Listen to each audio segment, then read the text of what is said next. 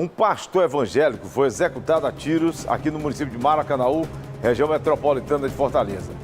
Ele era dono de um lava-jato, estava deitado numa rede quando os criminosos invadiram o estabelecimento e atiraram contra um homem que estava lá no local, um cliente lavando a moto. Os disparos também atingiram o pastor, que ainda foi socorrido, mas infelizmente não existiu. Paulo Pontes tem as informações. Vamos lá, Paulo. Um crime extremamente violento aconteceu neste trecho da rua Raimundo José da Silva, que pertence ao bairro Pajuçara, no município de Maracanaú. Um homem, um cidadão, que é o proprietário deste lava-jato, ele foi alvejado a tiros durante uma tentativa de homicídio. O que aconteceu foi exatamente o seguinte: esse cidadão ele estava deitado em uma rede na própria casa, nessa parte dessa varanda aqui que pertence ao imóvel, que também está ligado a esse lava-jato. De repente, um homem, ele foi até o local, pediu para conversar com esse cidadão, então ele o atendeu e ele perguntou se poderia lavar a moto dele aqui. Então, o cidadão, o proprietário do lava-jato, ele permitiu que ele lavasse a moto. Só que enquanto isso estava acontecendo, criminosos chegaram em um carro e começaram a efetuar disparos contra o rapaz que estava lavando a moto.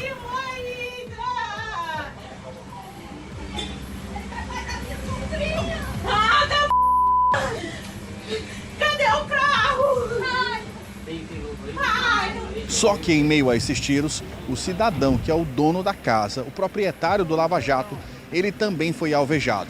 Os familiares, as pessoas que moram na casa, rapidamente o colocaram no carro e levaram para a UPA, aqui mesmo do bairro Pajuçara. Inclusive, enquanto nós estamos aqui no local, a gente acompanhou o momento em que um dos familiares chegou neste carro que está parado aqui mais na frente.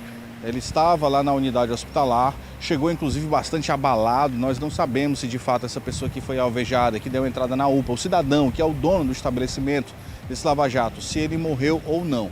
Nós conversamos com um parente, no caso, o filho, desse rapaz, mas ele preferiu não passar detalhes. Apenas disse que ele entrou no hospital ainda com vida. Mas aqui a gente percebe muitas pessoas chorando, logo após a chegada desse familiar que estava no hospital, mas aqui eles não confirmaram se de fato esse rapaz teria morrido. A gente vai tentar aqui conversar com eles, a gente aproveitar aqui. Moça, como é que está a situação do rapaz lá? Ele faleceu? É um momento realmente muito difícil, A gente acompanhou um momento que ela acaba de nos confirmar, que esse cidadão infelizmente não resistiu à gravidade dos ferimentos e morreu. Uma situação realmente bastante complicada, As pessoas aqui ainda atordoadas, sem saber o que fazer.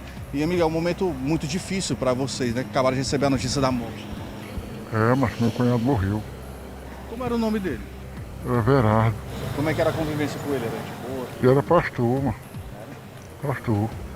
Era homem de Deus, ele. Inclusive aqui a gente percebe que tem um espaço, que é onde aconteciam os cultos aqui na casa. Aqui era uma casa de oração, mano.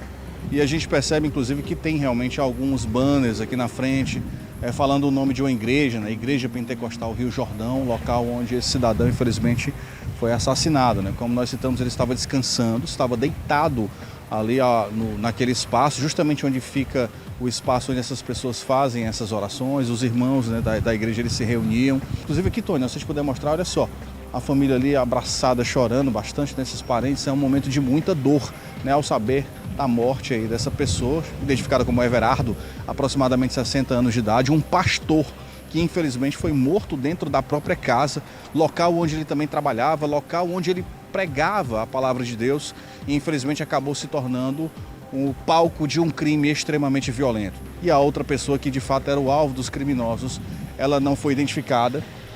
Não se sabe ainda para qual hospital ela foi levada, a informação de que ele teria sido levado para um hospital particular aqui na região, mas ainda não há uma confirmação se de fato ele foi para aquela unidade hospitalar.